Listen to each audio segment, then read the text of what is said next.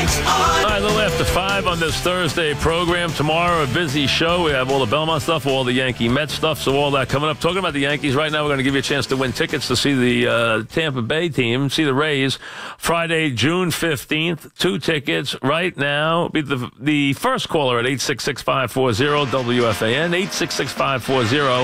866-540-9326. Purchase your tickets at Yankees.com and keep listening again in this program for a chance to win Yankee tickets again. Yankees and the Mets tomorrow, Citi Field, first of 3.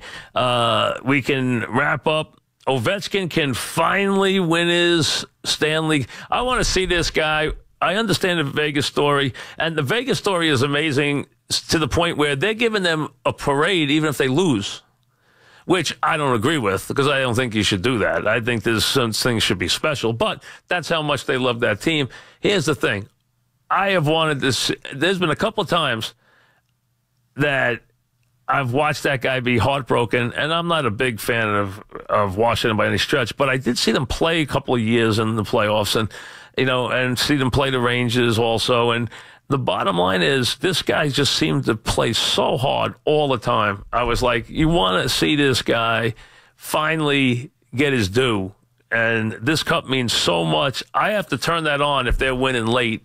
I don't know if I'll watch the game tonight or not, but if I'm watching it, I have to, even if I'm not, I got to jump over there late and see what it's going to look like if he finally, they get the hand, get to see him skating around with that cup, because that guy, this means so much to him. What year is he in as a player? He's been around a long time, right? 05-06.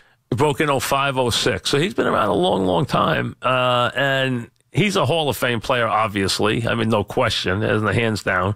And that you could just see how much it means to him to maybe he can taste it. I don't know if they'll get it tonight or not. I would think they probably wouldn't. They'd probably have to go back and play one more game. But if they do, it'll be interesting to see his reaction. Certain players, you wait. Remember the first time? Do you guys remember the first time Jordan won? He actually it was a long time coming, and when he won the first time, he curled up with the trophy and he was crying and the whole thing, it was like a big deal, the first time he won. I remember it. I didn't remember the long journey before that. That's just the beginning of my memory. Right. So he had been a while, he'd been in the league a while. Right. So when it finally happened and he finally won that, they made such a big deal. Now, I'm not trying to compare the two players in terms of, especially in America, what their reaches or anything, but this guy's had a heck of a career. He plays his rear end off. I mean, he really does.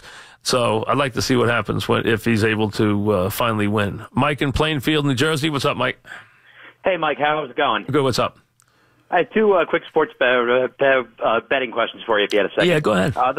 The first is, I assume that if I go to a Jersey OTB and place a bet on the Belmont, New York State takes a cover to that money. Is that correct? Well, there is no such thing as a Jersey OTB. I mean, if you go to a racetrack to bet or something like that, well, what happens is that the tracks have simulcasting.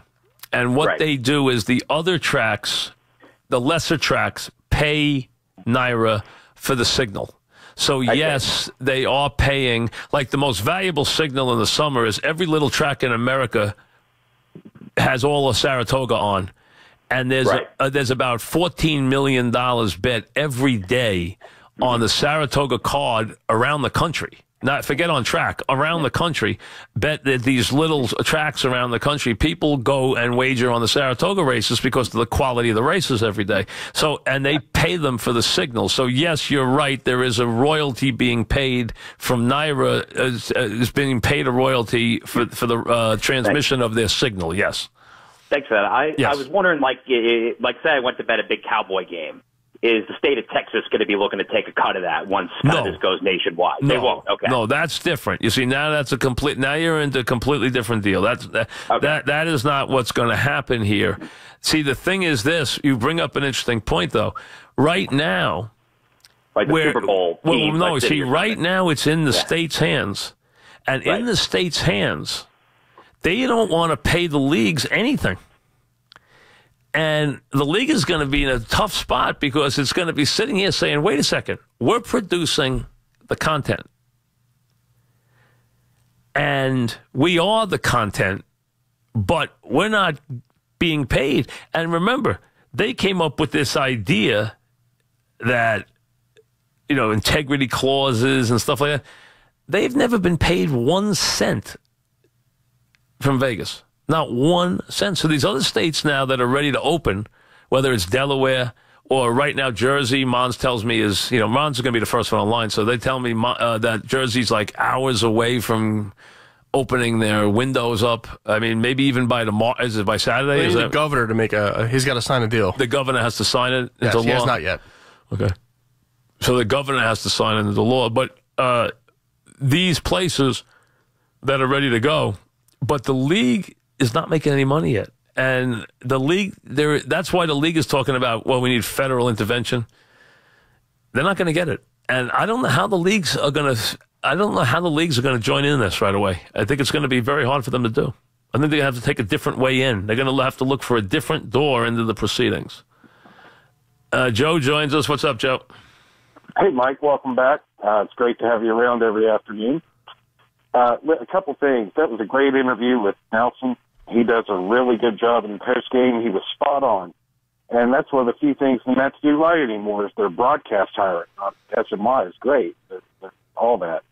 You mentioned earlier for the series to have some juice, all it take would be a Mets 3-0. That's all it would take. That's it. Mike, have you watched the Mets lately? Yeah, I'm just telling you. 3 runs in 10 games. What I said is that's all it would take. And baseball games are funny. I understand the Mets haven't scored, but I've been around baseball long enough to know that stuff can change in the drop of a hat. I mean, it really can. So you can say it does. Jay Bruce could find himself. Hey, it just does. It just happens. It does happen. And when it does, that changes the whole thing right away. As soon as that happens, there's a whole different feeling in the building. All of a sudden, the Met fans are up and going. They're all, they're having a party. The Yankee fans are getting annoyed. I mean, listen, I've seen it happen. I've seen times where it's been like that completely. Keith in the Bronx, what's up, Keith? Mr. Francesa, great show. Hey, I disagree with that last caller about Figueroa. He said a whole lot of nothing. You asked him what he would do to improve the team. He said, tell the guys to look in the mirror. And you asked him if he would cut Reyes. He said they don't have a better player. They've got 2 former first-round picks in middle infield positions in AAA. So I don't know what Figueroa's thinking there. They don't they don't have a lot of places to go for players, but yeah, they don't have huge prospects. But they can't. Guys in their 20s though. They can't keep this dead wood anymore, though. They can't. Give another guy a shot. But anyway, Mike, I wanted to ask you a Golden Knights related question while they're still in the headlines, because this stuff I know happens behind closed doors. In what order do you think we'll see expansion teams in the 4 major leagues? And I think it'll be NBA in the near future, and then MLB not long after that, and then probably some time, and then I guess NHL. And I don't think we'll see an expansion and NFL team for a long time, if ever. What's your take on that? I'm not expecting. I think expansion's becoming very difficult for the major sports. Exceedingly difficult. I don't expect to see a lot of it at all. What's going on with this thing? It's going in and out. For some reason, you hear the mic and everything going in and out. It's going. Can you hear that? Or it's just me. You can hear that. I don't know if it's my cord, but it sounds like it's going in and out. So you guys might want to check and make sure it is my headset if it is. But I think it's very hard for the teams to expand right now, the leagues to expand. Very difficult. I think expansion. It's a fast way for owners to print money. They get a very quick check, but then they share all their revenues another way. You add another number to the division every time. So there's a quick pay out right away. So if you're in the league, you're in the club, you want to get someone to pay you to get into the club. That's all true. That's fast money. But then you got another partner. And right now, I don't see an appetite in a lot of the sports for expansion. I think you could get a little movement.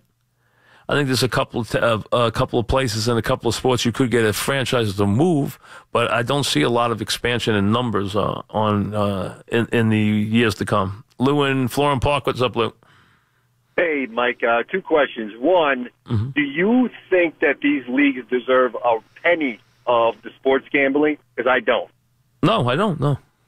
No, absolutely not. And number 2, a couple weeks ago, I just want to ask you, you don't like the Anchorman movie? Why not? What's wrong with it? Oh, my God. It's the dumbest movie I ever saw. I mean, I thought it was the dumbest thing I ever saw. The dumbest. I watched that in the movies, and I was like, this is the dumbest thing I ever sat through. I mean, it really is. Okay? I mean, that's just me. I know some people can love that stuff. I thought that movie was the dumbest thing I ever saw. Yeah, we differ on movie. You knock Anchorman and Rocky IV. It's tough. Well, listen. You guys like Rocky IV. I mean, I give up.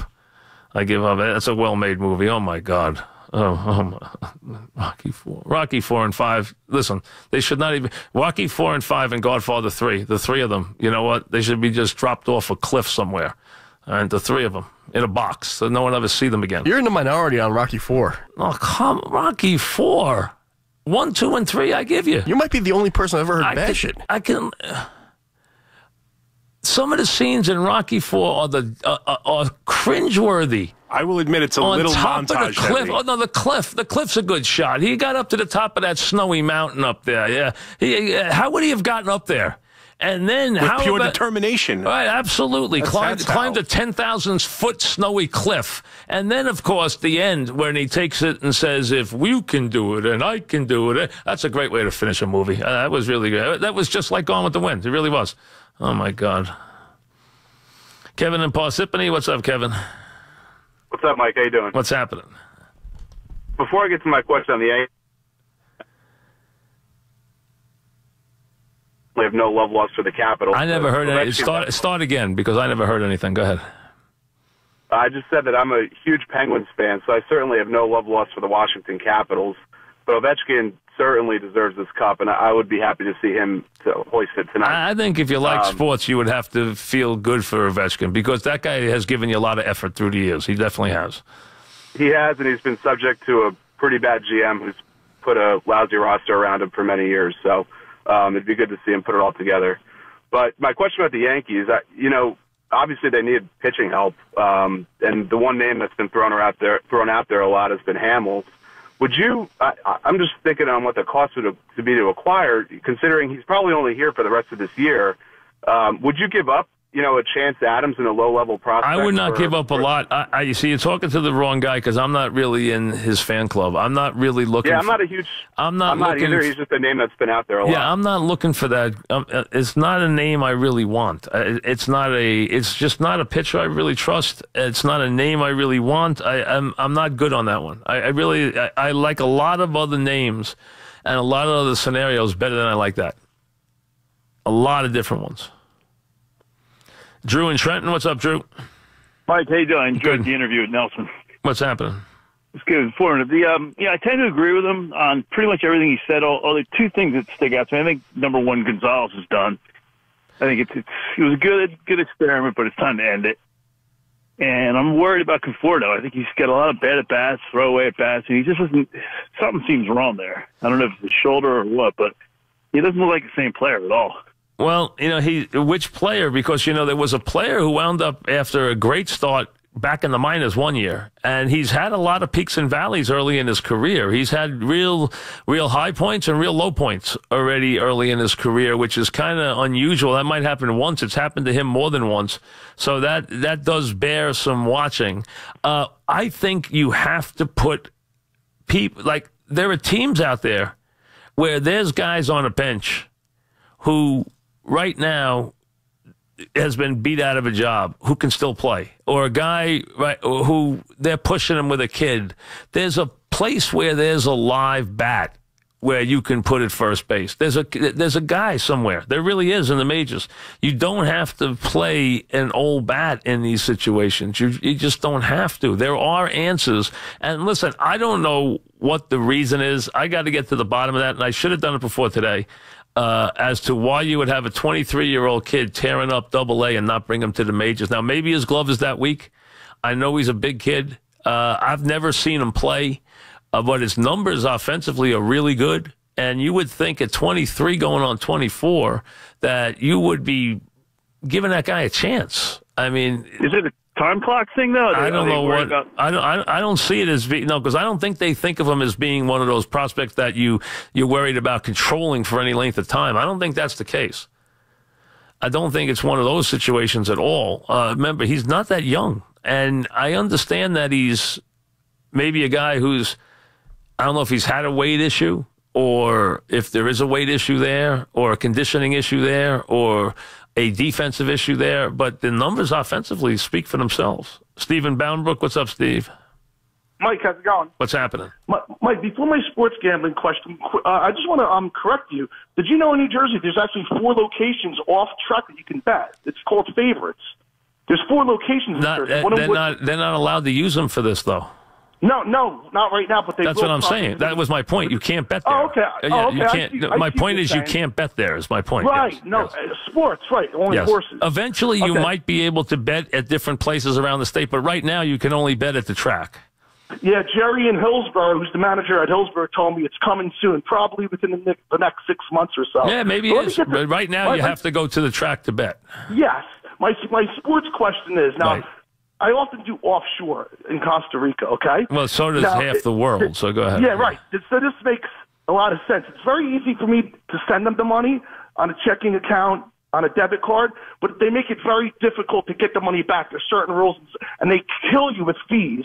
Now, I'm guessing since it's going to be regulated state by state, the state of New Jersey is regulating it, they're not going to murder you with fees. It's going to be very simple to get your money where you could actually go to the track and get the cash. Oh, so you're telling me that you don't use the site just as a site and you don't have a friendly neighborhood guy who comes and visits, okay? I actually send it okay. on my checking account. I wasn't aware of that. So they take fees. Yeah, but most people do it the other way.